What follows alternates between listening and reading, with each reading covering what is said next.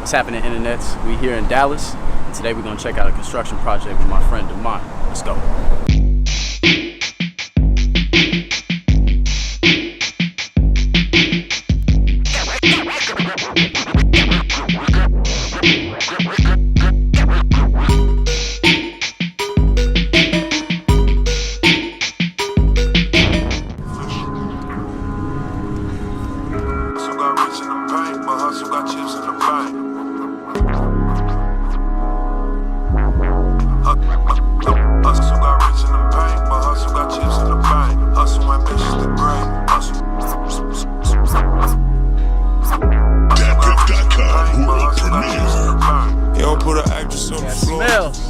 South Dallas, that sweet smell of barbecue. Ain't never had a line of tours. Ain't got a line around the store.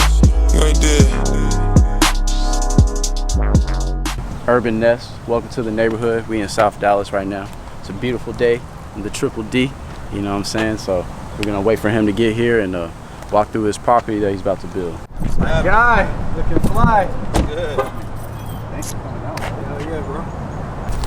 So where's your property end begin? So it starts right here where this flag is. Right.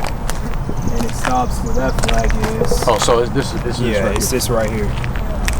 Right. So these trees, are they kind of like? Yeah, they're on my lot. So we decided to keep the trees because it'll keep the house shaded. Right. And basically what they'll do is they'll come in here, they'll cut this concrete out, and there'll be a driveway right here to the garage. And that's part of the plan you put in? Yeah. Okay. So the garage will be right here, and then the front door will be on this side. Right here of the lot. And then they're gonna chop down, once they come in here and do the foundation, they'll chop down that little tree that's kind of growing back with all the leaves. Was this right here, was this a tree that y'all removed? Or Yeah, there's a big ass tree right here. This was already like this little dip right here. So they'll have to come in and put some sand in and make it all flat and even. But yeah, you can even see that branch that they didn't take down, but we did a lot of. And that line right there is where the property is. Yep. So we'll have a fence. We'll have a fence up all the way around for the backyard, and they'll be straight. Yeah. So my name's Demont Campbell. I'm a architect, now developer. My background's in architecture. I got my architecture degree from Texas Tech University in 2015, and I just had that mindset of being an entrepreneur and wanted to I guess you say buy back the block. So I went out and tried to learn about real estate development, and I went out here and did it, put my plan into action, and trying to educate other people and try to get other people involved in doing what I'm doing. Even if it's at a small scale or macro scale, I'm trying to get everybody involved.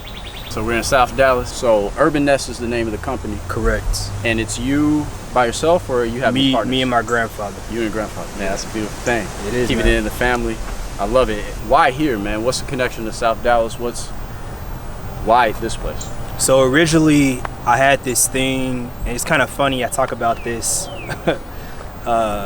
with other people, but my biggest thing was to, at first I just wanted to, I saw a need or a struggle, me growing up with my grandparents. I saw, a lot of the females in my life being single moms.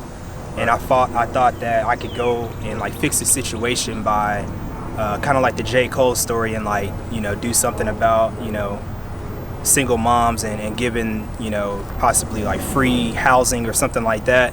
But once I started actually getting into the research of everything, I was like, there's a huge need for people in affordable housing. Right. So I looked at the research, and there's a thing called the Grow South campaign here in Dallas by Mayor Mike Rawlings, and they did a research study on the amount of people that just need affordable homes. Like even me myself, I couldn't afford a house in the city limits that's under 250, 300K. If anybody's unfamiliar with the market in Dallas, man, I mean, people are buying up the city. It's getting crazy as far as rent, as far as just prices of everything. Yeah. Cost of living is going up. It's a great place, but you can tell everybody's moving here. Dallas is one of those markets. It's just crazy. Everybody wants to move back to the urban core. Like there's a lot of jobs and stuff going on in the city center now, where people are moving back to the city and back to the core of downtown or central Dallas, surrounding areas, and moving back from the suburbs. Because if you think about it, in the city you got all the different attractions you can do. You got walkability, mass transit, stuff like that. So those are some of the things that you don't get out in the suburbs. And just driving around here, man, I was talking to Wolf behind the camera. Go subscribe to him. Was it Wolf_Taylor? Go subscribe to him in the link in the bio. But yeah, we were just talking about how there's so much opportunity, man. If you just look around here, it's people like the community. You can tell it's gonna start. People are gonna start building here. You were just saying a gentleman right here is selling this lot. Yep. Right here, and he just saw your sign. Yeah. And I mean, look around. There's so many lots, and this is the opportunity for us. Like people of color, people of the neighborhood, to come back and really invest and really start that generational wealth. Yeah. And really putting in. Not just talking about it, but actually doing it. This is a perfect opportunity. I mean, just on this block right here, there's 2 houses. There's 2 new houses already, for sale. They finished, looking good. So that tells you that something is coming to this, side of town. There's one that sold right here behind all these trees right here that I looked at, that somebody's already living in. Like I saw them building it when I bought this lot. They were finishing up, and that person's living in it now. So it's just, it's a boom right now. It's booming. Booming, man. Ooh, it's a beautiful thing too. It's a very beautiful thing. At first, when I very first started trying to find a project, right. The mentor that I talked about in my episode 3 video that paid me $5,000 to do some renderings and services for him. We were supposed to do a joint venture together, but it ended up not working because his financing company was like, the margins are too slim, we can't. They didn't want to do it, so it put us in a position where we were like, all right, how do we get this done? So I was like, let me just go talk to some banks to see how it's done. And with my background in architecture, I was working for a full-time job, and I was actually working on a renovation for a bank in Oklahoma, First United Bank. Right. And I had already had the ends with the CEO and the COO because I was talking to them directly with this renovation project. We were doing a big bank headquarters for them, right? Right. So I had met, them or whatever, and I had already left that company back in December, but I ended up emailing them. I said, hey, this is my company. Here's my list of our resume and everything like that. And they said, yeah, let me plug you to the Dallas office. And sure enough, they were like, let's set up a meeting.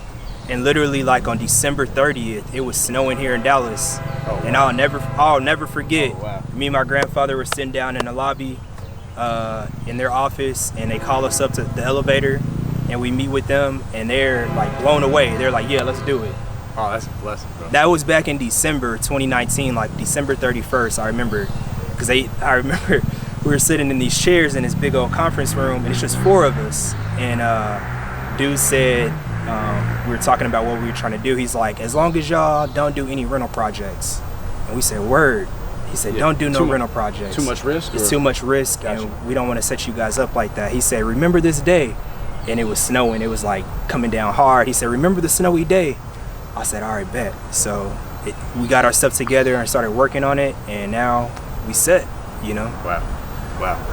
That's one of those things too. It's just being in the lending game, you gotta be wary of who you go to for lending. It's very important as far as us building, you know what I'm saying, developing, because a lot of times certain lenders don't want to do certain. It's not enough not enough margin. It's not enough, in the green, and it kind of, that's why I really wanted to get in the game, is just to really give us opportunities, and really build with us. To even build off of that. So even though we had an end with First United Bank, we still went to 3 other banks: Prosperity, Benchmark, another one. We went to a hard money lender, but we were actually quizzing them too. We asked them hey, are you guys gonna actually come see our project? Are you guys gonna come into the community and care about it? Right. And that was kind of our feedback. And then personality. I met with the bank, and I wasn't really vibing with them because they weren't talking they weren't really talking too much. So I was like, this is probably not gonna work. I need somebody that communicates the same way I communicate. So just like the bank is out there looking at your credit and personal whatever financial statements. Them. Yeah, you got to be interviewing them to make sure. That's a major key. You know, it's a major key. Pay attention to what that's a major key. You can go to Bank of America or Chase and you know, get a loan through them, but they're not going to come out. Yeah, you just a transaction. Exactly. Find someone that's going to care about your project and is going to see it through. And is going to fight for you. Yeah, that's important. Boom. People want to know. Yeah. The background. All right. So money, man. How much it cost for this piece of land? You bought this piece of land. This land was $15,000, right? We're building the construction loan is $140K. So that's including the purchase of the land, all the the permit fees and the drawing, like not the drawings, but the physical copy of the drawings and basically everything you need to get started for the project. Estimate about $140K. Does that include your fee? No, so I don't pay myself. Yeah. So you're okay. I didn't even pay myself because I'm already reaping the rewards of selling the project. Right. So I didn't charge for my own services to my own company. Gotcha. You know. Gotcha. But normally what I charge to other people is $1.50 a square foot. So if you have a 1,000 square foot house that you're trying to build, I'll charge you $1,500 to do the drawings and everything. Gotcha. So from there, it's $140K. That's with the land. To build for my GC, $80 a square foot. So we're building a 1,566 square foot house, which is roughly $126,000. And then you add the $15K and the financing and the real estate transaction, the closing costs and all that. And it's about $140K. We listed this property already at $185. So we're looking at a 15% profit margin, which is pretty decent in real estate. Yeah, definitely. And man, that's great, brother. Congratulations on the appraisal. Yeah, congratulations on that. Yeah, so that's another thing I didn't know about is the appraisal. So at first I had drew the house and I didn't know what an appraisal was. It's just a learning process. It's a very important thing in so real estate. The house that I had drawn was only 1,100 square feet. And they predicted that the house would appraise for I think it was like 150. And it was like, we're not gonna make no money off of that, you know. So we had to increase the size of the house. And when we did that, I had to redo the drawings, redid the design, all that. Hard work right there. Yeah, so it's something that you can only learn, you only learn by going through the process, you know. Whew. Man, well, thank you for letting us coming out here, checking out your spot. For sure. Hopefully we can come back. You can invite us back when you start construction, and maybe when it's finished, maybe we can get a tour or something. For sure. Demont Campbell on Instagram, YouTube, go Facebook. Follow him, go subscribe, go check out his story. He has tons of content on there, and his story is crazy. If you want to learn more about this stuff, he breaks it all down for you. Urban-ness, welcome to the neighborhood, bro.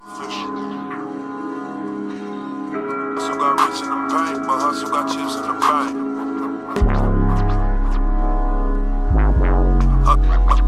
Hustle got rich in the bank, but hustle got chips in the bank. Hustle ambitious to great. Hustle.